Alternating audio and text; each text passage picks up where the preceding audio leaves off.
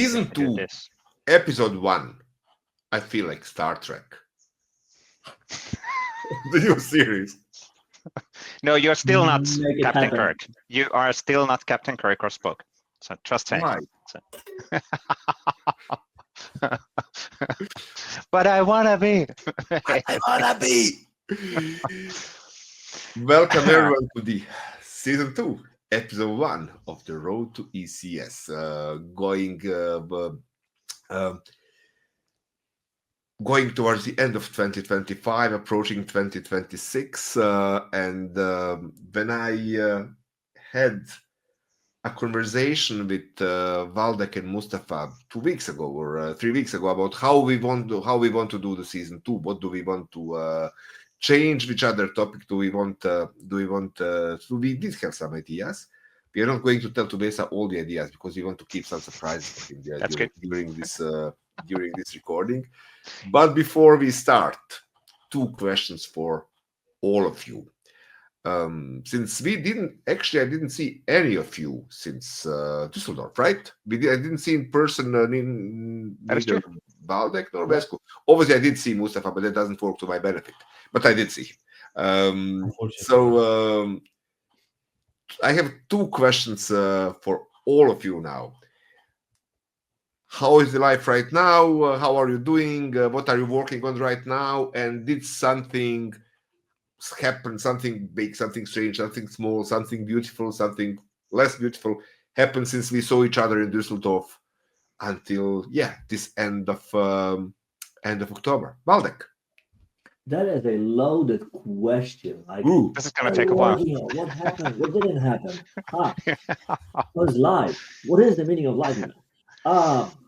So yeah, last time we spoke, that was at ECS. I mean, like we don't really get to see each other in person that much. I think twice a year might be tops these days. ECS MVP Summit. Have you been to the last MVP Summit? I don't know. No, you haven't. There you go. So it's once a year, which makes it really exclusive, right? So,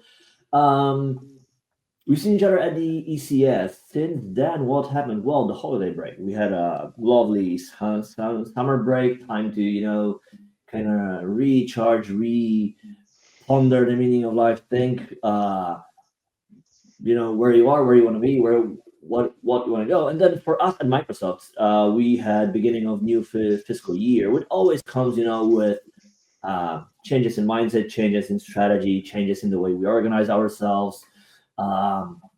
So from that point of view, I am still in the same role, still the same job, albeit working on a different project that isn't slightly related to Enter 65. And unfortunately, I cannot really dive into more detail yet, but it's very much, as you can expect, it's in the AI/LLM space.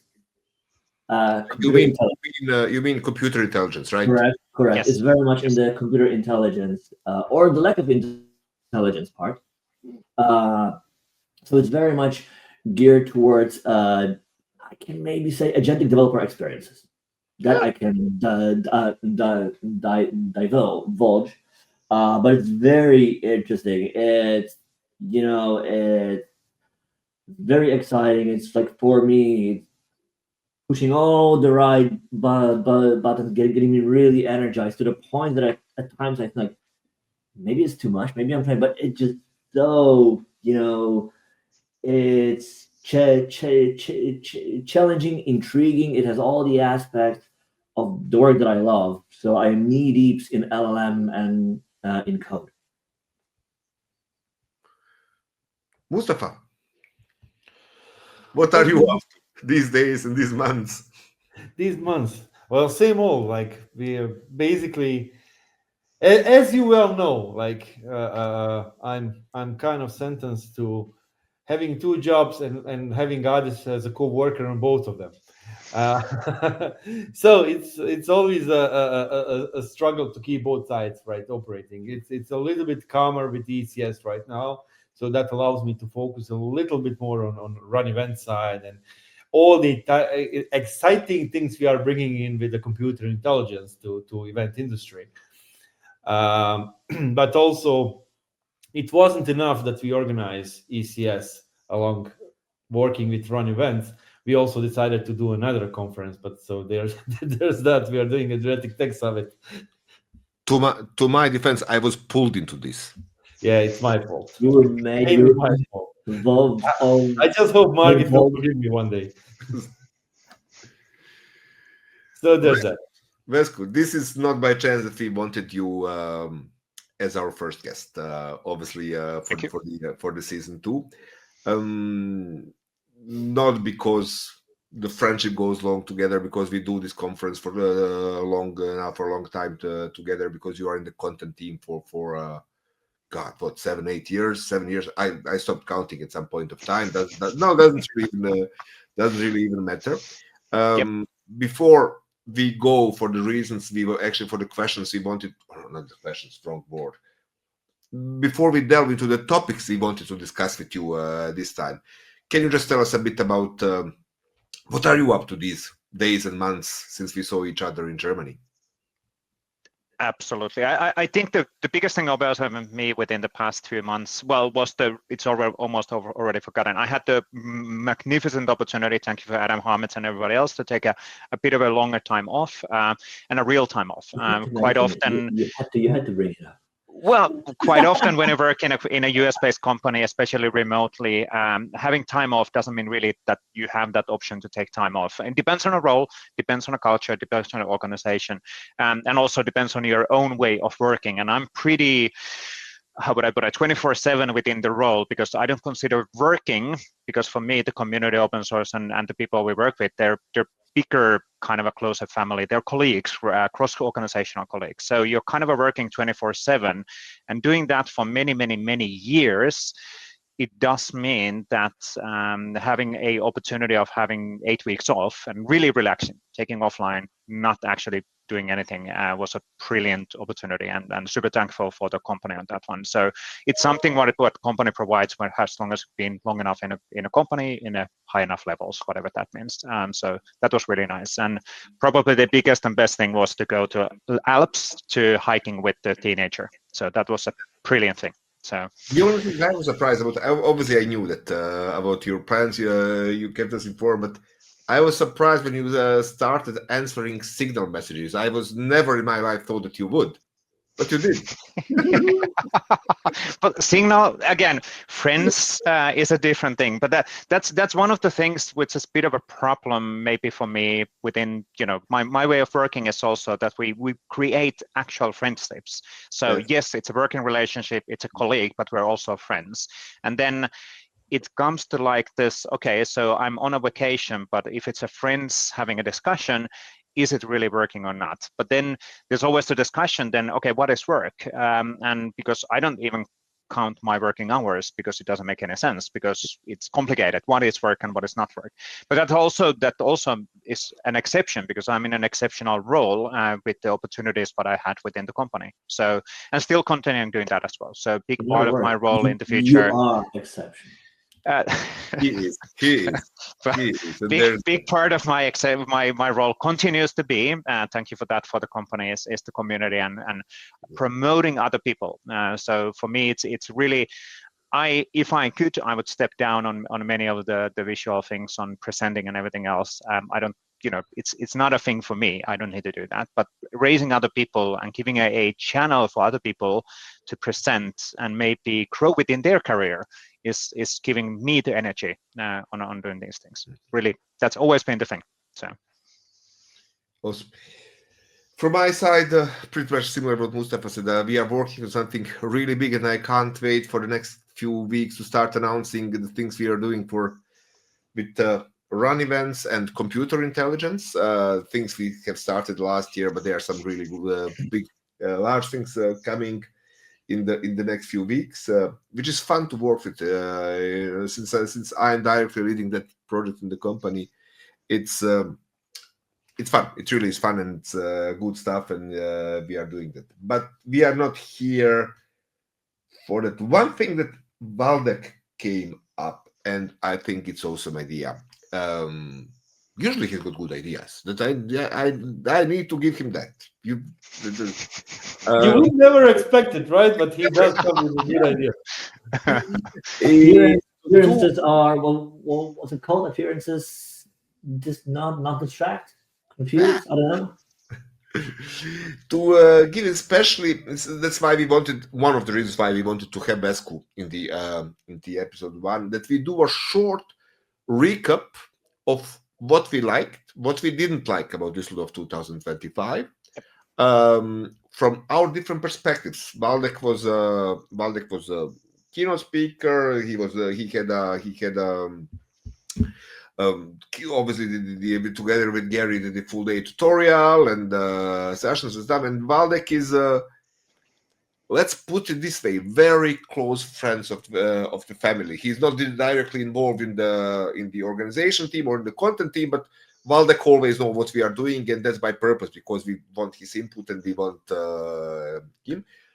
But Vesku also from your side, from perspective, somebody who had again to do 58 sessions on his own at the event, slightly over exaggerating, but not by much.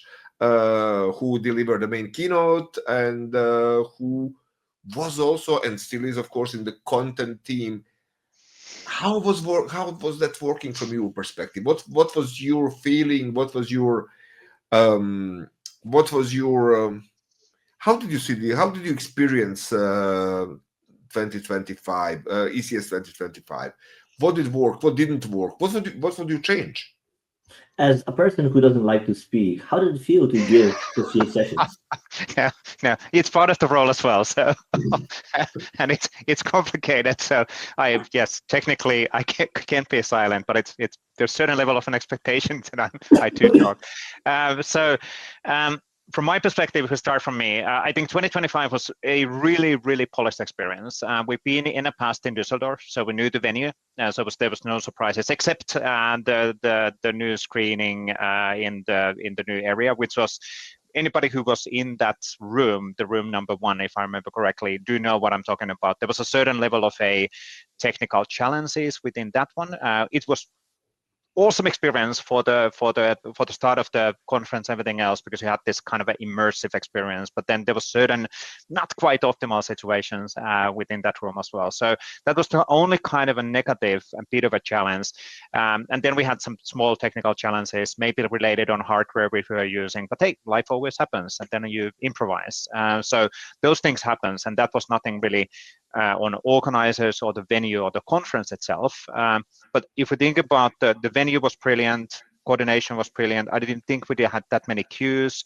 Pre-days were working.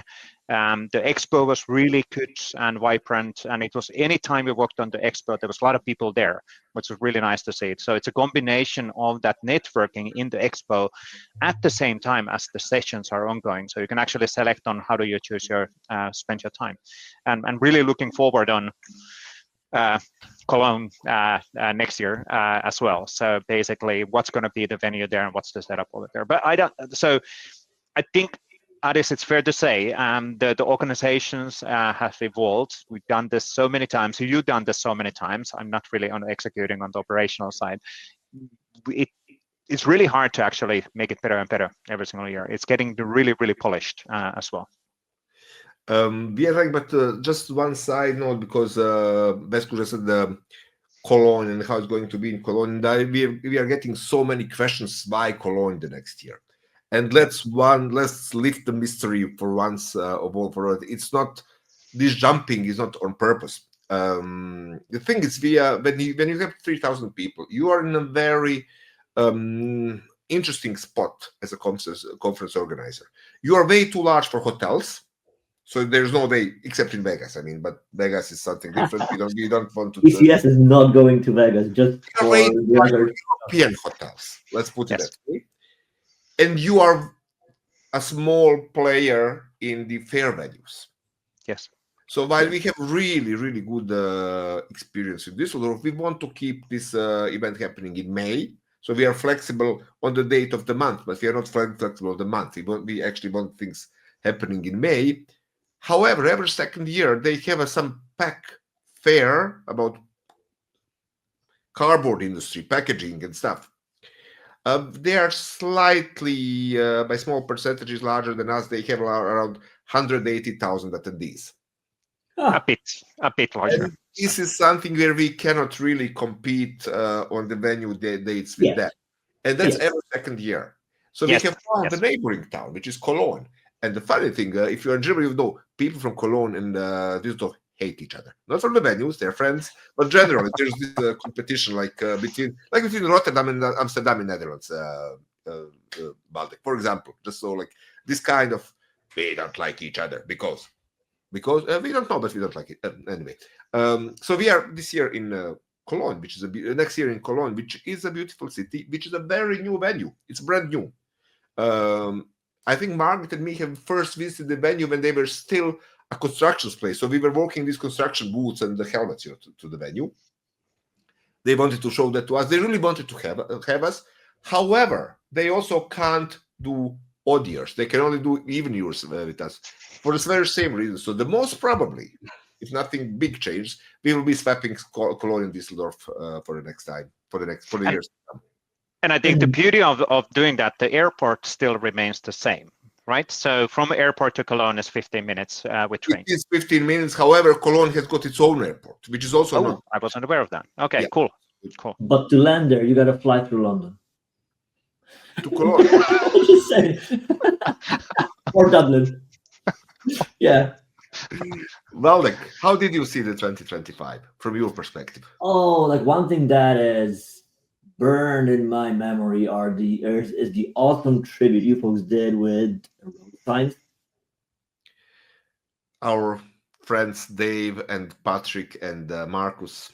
Yes. Yeah. Yes. Yeah. So for those folks who are in there, like typically when you are on the expo floor, like it's amazing, right? So it might be tricky to share the location. Like I am in this spot, like I am by this booth, but then like if the booth isn't huge in the center, like how do you find the booth? So last time the organizers at ECS came up with this great idea, like why not put the road signs, but then like how do you name the roads? And then they use the names of folks who were longtime community members, and unfortunately, which is very sad, they aren't with us anymore. But they basically dedicated the road names to them. Yep. And that was a really, when you think about community being a group of people who share the same spirit or passion, it doesn't get any more than that. Like that was, I get all warm, fuzzy talking about it even now. So that was one thing that stays with me. Like when I was there, like, oh man, like that's beautiful. And after all these months, it's still with me.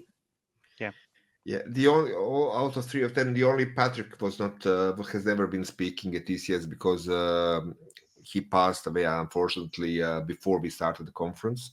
Was it 2008, Vesco, that he passed? I think it was 2008, yes, or 2007 or something like that. Yeah. But yes. Dave and Marcus were our speakers, and I knew Marcus long before he became our speaker. He was an attendee of our conference for years before he started actively speaking and actively engaging in community. And it was just, I don't know. I mean, Mustafa, Brett, and me were talking about that. It just seemed like a right. Yeah, it was a right. That was a great idea. Great idea. But on the bright note, we also had some signs which we thought, okay, are they going to lynch us for that? So we had a street of SharePoint legends. It was one of the streets. If you remember, there was a street of AI hallucinations. And there was a street of I was lost around that area. Azure hidden cost. The next time, I think we might need DNS outage. Yeah, that's good. That's good. Now that we're recording this right after the few days, it's never DNS. It's always DNS. It's always DNS. Or a certificate. Yes. I have seen the meme yesterday. Actually, it was yesterday. It was basically, of course, a funny, sarcastic Twitter post where I said, the person, "Oh, those idiots in the AWS let me go because of a small outage with where I coded 20 million of DNS entries. Luckily, I got a new role in Microsoft Azure." Yeah. Well, Going back at you folks, right? So you organized the ECS already for quite a few years, and I can imagine being an organizer and like the world doesn't stand still. Like, so you try to one up yourself every year. What was your experience like? Did you manage to kind of reach all your goals and ambitions for ECS 25 that you had? And can you divulge a little bit of like open up the kimono? How like what are your plans to one up yourself for 2026? Mustafa, Well, will you take well, this? we always do this post-mortem after the event, like looking what went well, what went good. And there are always space for improvements. Like we spot where it could be handled better. Like, for example, this year, I wasn't too happy with the tech part at all. It, for the most part, it ran smoothly, but there were a million issues in the background that we kind of handling. And that's the thing of the conference. Like, there are always small things. And the most important part is that attendees don't see it, right? That you smooth everything out before But it reaches sometimes them. they do. Sometimes they do, right? Like, but there are always like million things. But I think the biggest problem for us now became like what we're gonna do the next time, because it's expected to be on the at least at the same level, and Yeah. you always need to keep it up, like always bring something fresh. No, I think that's the biggest challenge now. we had really some we had some Vesco said that really was one of the challenges with the AV tech, and it was caused. Then again, we know it was caused because the keynote room in Düsseldorf, and that might be the only drawback to the Düsseldorf venue. Correct. The keynote room can take a maximum 1,400 people. We were more than double than that. Plus, you know how people are. I mean, Waldeck sits there with somebody else, and then somebody comes and doesn't sit directly beside Waldeck, but takes the next chair. Yes. So there's an empty chair in the middle, and there are like 50 people standing, thinking they don't have a place. And then it's also so. This time we have divided this keynote to two rooms, and we try to emulate the European Song Contest with the blue room, green room, you know, this kind of stuff. However, AV was, especially the first 5 to 10 minutes, first 5 minutes, I would say, was very challenging. So what happened? We had our AV partner, tech people. We had tech people, AV people from the venue that we had to work with. On their own, they're all good people. But they did not speak the same language, and I don't mean the same language in the sense of language. I think I speak about same language of level of understanding, and we are caught in the middle. Yep. So this is, and none of us is an AV guy. I mean, Mustafa and me plays in the band, and I know how to plug in the guitar. But I'm not an AV guy. I know how to plug in the guitar. So for the next year, for example, just how it works, as it happens, we are a various group of people. Brett Lonsdale's best friend is an AV magician.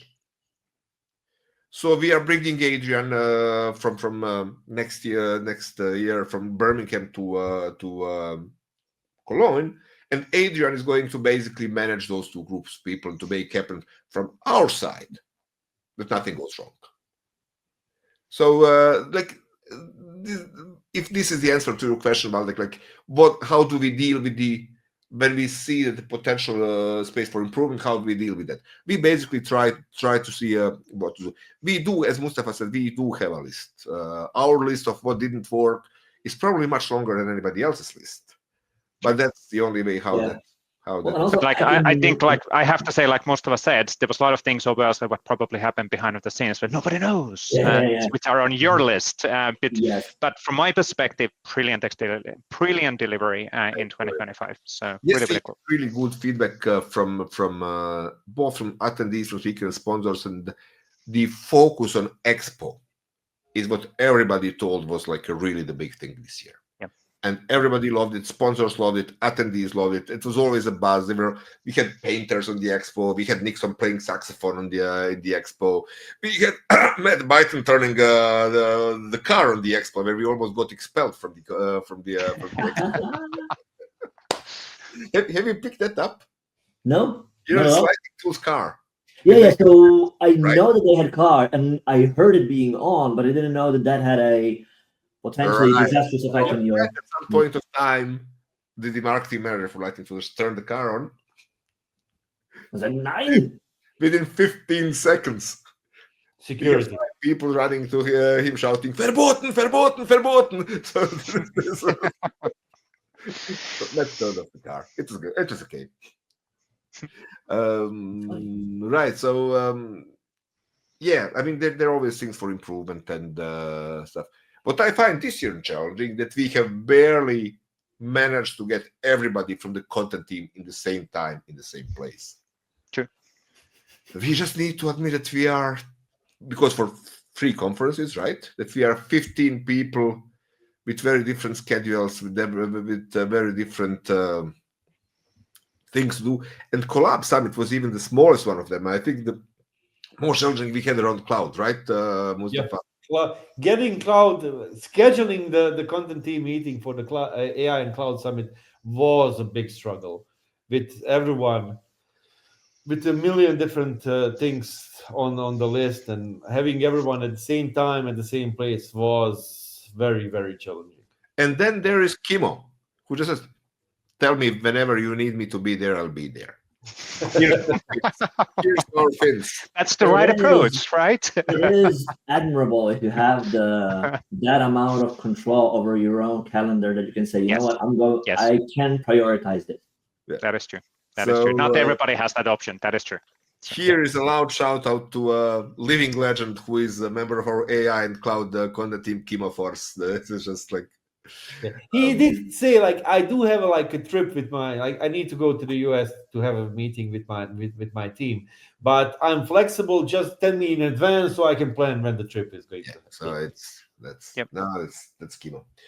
No, other than that, I actually do think that 2025 was our best conference ever. Even with all, and then again, look, this is one of the issues of those postmortems. You tend to speak about what didn't work. Yep. Because you don't care about that what worked anymore, because it worked. We don't speak about that. Yeah. I realize a bit of a European culture. That is a European culture thing for sure. We focus on what didn't work, whereas you have a whole mountain on the other side that worked brilliantly. But that went as planned. Why would you celebrate that? Yeah. Well, I mean, it's table stakes. Like, you raise the bar, and like duh. Well, it worked. Now you want to grow, and you only grow by looking at things like where you can improve, right? Which is fair, but you also need to celebrate wins. Let's face it, everybody should be being happy about 2025 and the success and excitement what was there. And the numbers, being in a content team for ECS, I think the session numbers were really, really good. It was really, really cool to see the ratings and also the feedback what we got collected and from the actual attendees related on how can we improve. Super important piece. Let's never forget that with all the fun effects, with all the other stuff and everything, it's the content that actually drives people. Yeah. And the content was, in my opinion, total spot on. Was look, we have a joke that both Mustafa and me have like a few wild cards whom we want to have in an event, who we don't want to miss, who we want people to come. I think last year I didn't put any of the wild cards. So the program was that selected, that good, that I was just like, no, that, yeah, like it, walk away. In other words, we're at the stage where the content team reads your mind and they know who you would like to see speak. It's not. Sure. No, I had one of my favorites, which also happened through the normal content selection, is we had some people back who were absent in the past years for different reasons, for very legitimate reasons. One is we, for example, had Joël Ruel back, our speaker from France, who, for the personal and family reasons, was not being able to attend for the past 2-3 years. And we had, for the very same reason, Ben Nayaulin back, who also wasn't traveling to Europe for the past few years. Yeah. The last year he did. So, I mean, just Joël and Ben being there was actually my personal highlight, because I haven't seen them for quite some time, and they're people I like. Now, I have to say, one of the... Well, go. So I have to say one of the key benefits also on the conference is for sure the fact that we are combining. Am I part of it? I guess I'm part of it. Combining the 3 conferences to one. The reason why I love that is actually that there's a lot of people who've been moving across the different technologies within their careers, and there's a lot of friends, and there's a lot of overlapping technologies. So rather than doing isolation, this is about Power Platform, this is about Microsoft 365, this is about Azure, and we actually combine them because all of them are deeply connected between each other. Yeah. So as part of this one big conference, if you have the right ticket, obviously, but that's a logistics, but you can actually move freely between the different sessions, and you meet the friends and people who you've seen throughout the journey as well. So that's a really good part of it. If you build something for M365 or you could be using Azure, you will be using Azure, you will be using Power Platform. If you use Power Platform, you're using M365, you're using Azure. So it's all overlinked rather than isolated, which I love about this setup. I mean, it's the case with me. I'm not, and then tears in the eyes. Since July, I'm not the Microsoft 365 MVP anymore and it was only fair. I have not been doing actively in that space, except as a very advanced user, or let's put it this way, or I did a small few web parts, M365 web parts for our basically Teams start page, which we call our mini intranet for the company. Yep. I have not been really actively working in that space for the past 3 or 4 years. And I just felt like taking somebody's place. Then again, past 2 years, technologically speaking, I spent all in AI, and that was the only logical move, the only logical step that I had to take. But then again, I wouldn't miss the M365 topics. Yep.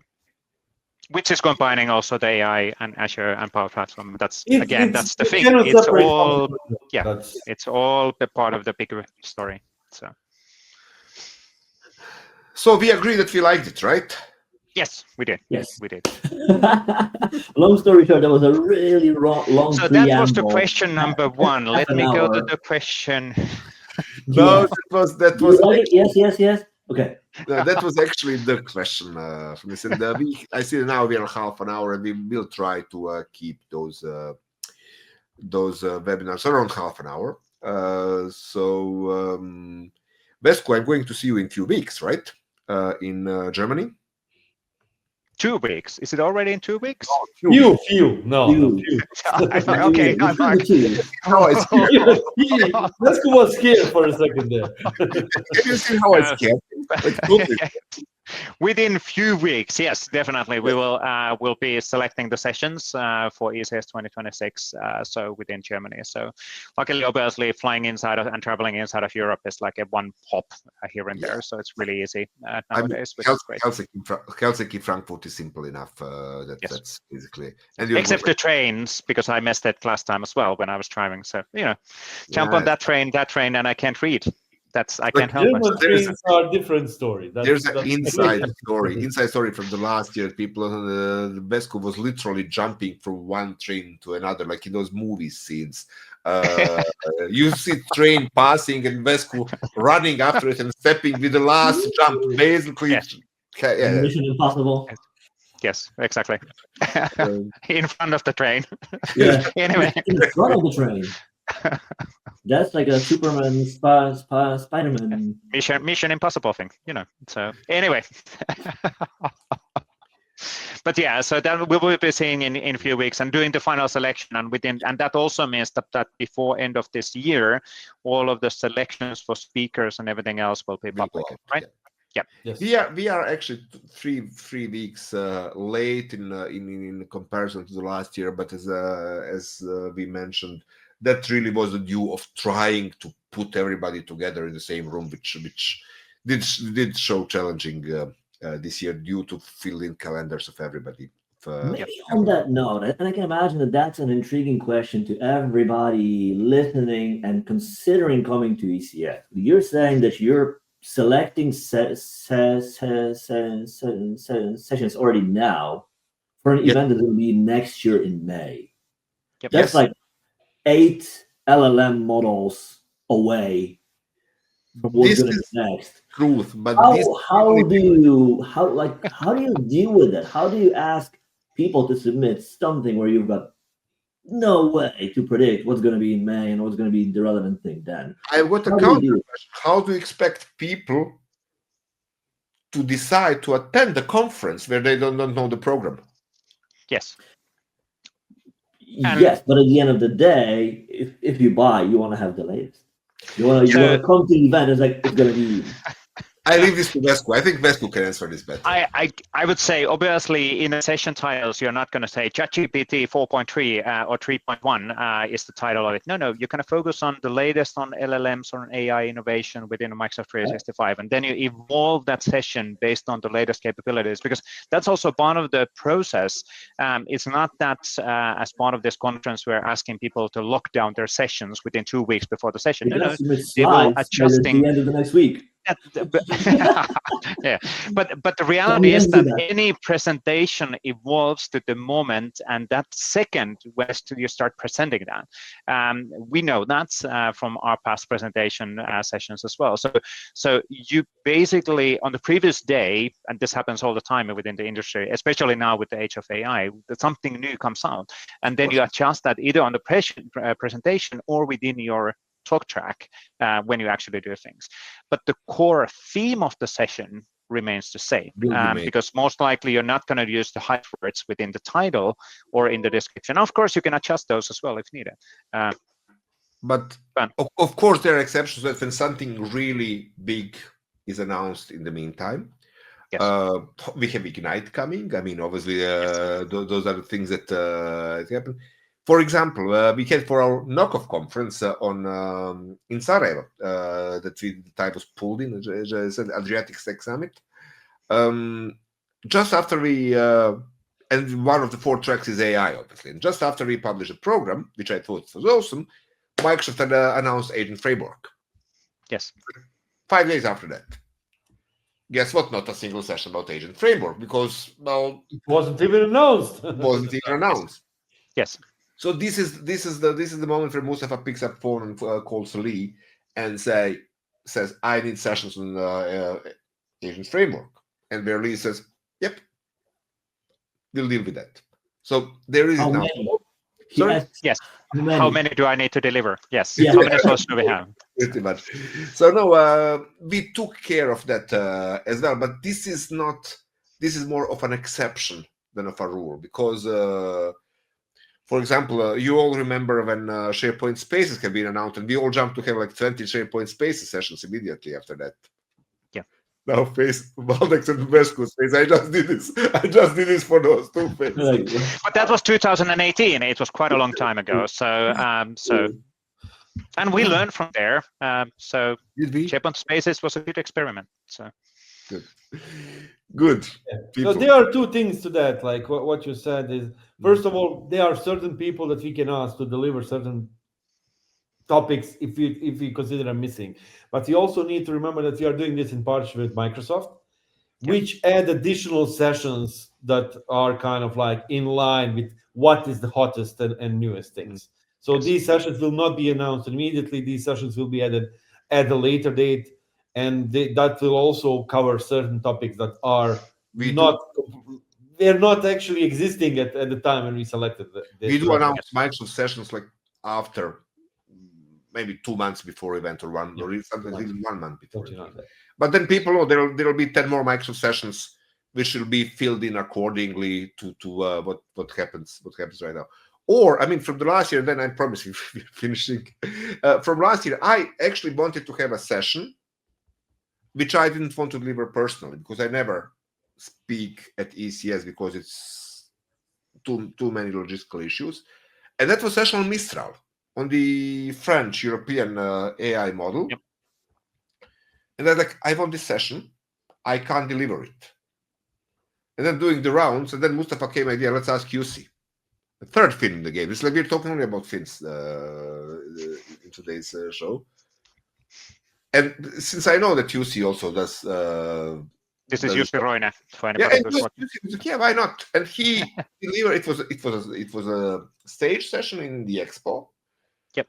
I passed there. He had a full house there. People were hanging from these rigging points to hear him, and he was being UC obviously again. So Yes. he was really good. So yeah. That's how we fix the agenda or adjust that. And then hopefully we have a lot of people joining from Microsoft, like we typically do, or then somebody needs to step in and do quite a few sessions. That can happen, but it still will fill in those sessions based on the latest and capabilities for sure. And adjustments always happen. Life happens, and we adjust. I think that's the main thing. That's the fair assessment. Okay. Famous last words. We are back. We are back on the road to ECS. You will be hearing from us more often in the coming weeks and months. So stay tuned. And if there are any aspects of the event, organization, program, community, speakers, whatever you want to hear from us, let us know. I guess there is a way to contact us. I assume. I don't know what it is, top of my head. Those 4 people. I think it's through internet. So I'm guessing. Yeah, somewhere. Yeah, somewhere on internet it will be easy, especially those 4 people. I mean, we might be on a social network near you. Yes. we are being asocial on a social network, whatever. Yes. Thank you very much. On that optimistic note. No, but I just recapping there, and I have to say, but please, for everybody who's watching, listening, whatever is the format you're choosing to do, if there's content ideas, if there's people you want to see in this show, and just let us know. I can help on channeling the feedback as well, but contact Valdekaris and Mustafa. There's a lot of ideas and plans for this show to continue, and obviously even more awesome plans for ECS 2026 in Cologne, Germany, in 5th to 7th of May. I couldn't remember that yet. I will remember that pretty soon. So hopefully we'll break the 3,000 attendees for sure, and then hopefully see all of the people watching this and even more at Cologne. Thank you very much. Thank you all. See ya. Thank you. Cheers. Bye-bye.